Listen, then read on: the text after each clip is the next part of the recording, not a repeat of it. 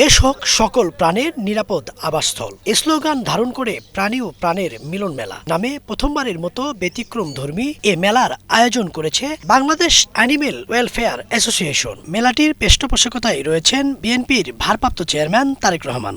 এটা আমাকে আসলে অনেক ভাবায়, কজ সে আমাদের দেশে নাই, তাকে আমরা খুবই মিস করি। তারেক রহমানের জন্য অবশ্যই, স্যারের জন্য অনেক ভালোবাসা, অনেক দোয়া, তার জন্য এত বড় একটা প্রোগ্রাম আমরা এখানে অংশগ্রহণ করতে পারতেছি।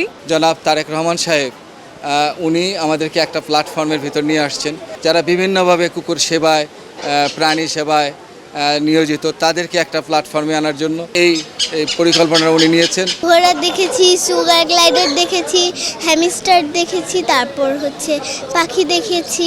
বাংলাদেশ চীন মৈত্রী আন্তর্জাতিক সম্মেলন কেন্দ্রে দিনব্যাপী চলা এই প্রাণী ও প্রাণীর মিলন মেলায় অংশ নেন পশুপ্রেমীরা। নিজ নিজ স্টলে কেউ তুলেছেন নানা প্রজাতির পাখি, কেউ কুকুর, আবার কেউ বা ঘোড়া। এরা বিশেষত হচ্ছে মানুষের সাথে খুব প্লেফুল, মানুষের সাথে খুব ভালো মিশতে পারে। একটা মানুষের যদি মন মানসিকতা খারাপ থাকে, সেটা ভালো করতে তাদের সময় লাগবে না, এদের সাথে সময় দিলে এমনিতেই ভালো হয়ে যাবে। পোষা প্রাণীদের ফ্রি মেডিকেল চেক আপ, বৈধ পোষা প্রাণী প্রদর্শনী, বন্যপ্রাণী সংরক্ষণ ও পোষা পাখি লালন পালনে বিশেষজ্ঞদের পরামর্শের ব্যবস্থাও ছিল মেলায়। প্রাণীপ্রেমী ও মেলায় আগত দর্শনার্থীরা বলছেন, ঢাকায় এমন আয়োজন খুবই আনন্দের। এখানে এসে একদিকে যেমন প্রাণীদের কাছ থেকে দেখা যায়, অন্যদিকে পরিবার পরিজন নিয়ে সময় কাটানোর সুযোগও মেলে। ও 4.5 বছর হলো আমাদের কাছে আছে। ওর সবচেয়ে বড় গুণ হলো যে ও খুব ঘুরতে পছন্দ করে, ও একদম বিরক্ত করে না। আমার বাসায় তো ওর নামে চেরি ফোস্টার হোম আছে।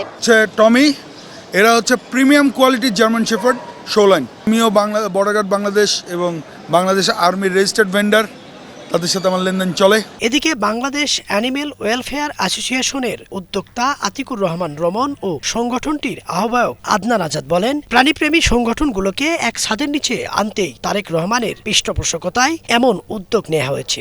মানুষের ডাকেই কিন্তু ওনারা সাড়া দিয়েছে। তিনি হচ্ছে আমাদের বিএনপির অ্যাক্টিং চেয়ারম্যান, উনি মানবিক নেতা।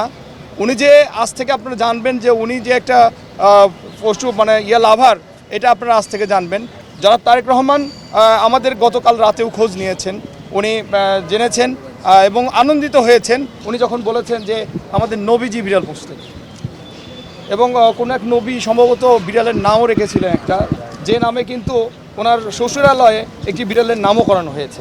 এখন আপনার মনে করেন তারা যে পশুপ্রেমী এবং প্রাণীকে এত ভালোবাসে, এটা আমি আজকে এই অনুষ্ঠান করতে যে আমি জানতে পেরেছি। দেশে কিছু সংগঠন আছে যারা বিচ্ছিন্নভাবে আমরা কাজ করতাম। কিভাবে কাজ করতাম? একটা কুকুরকে রেস্কিউ করতে যাব এবং রেস্কিউ করে নিয়ে এসে আহত কুকুরের ট্রিটমেন্ট করব।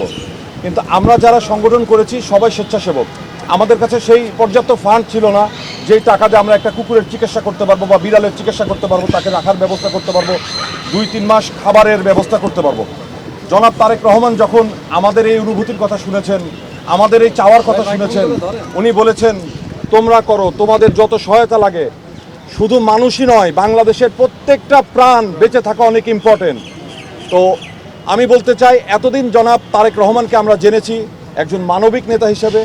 উনি আমাদের এই সংগঠনের প্রধান পৃষ্ঠপোষক হয়ে একজন প্রাণবিক নেতার পরিচয় দিলেন। প্রাণীদের প্রতি জনসচেতনতা বাড়াতে এ ধরনের আয়োজনের বিকল্প নেই। প্রাণীর সঠিক যত্ন ও আধুনিক চিকিৎসা সুবিধা নিশ্চিত করা জরুরি। ইদ্রিস আলম, বাংলা ভিশন, ঢাকা।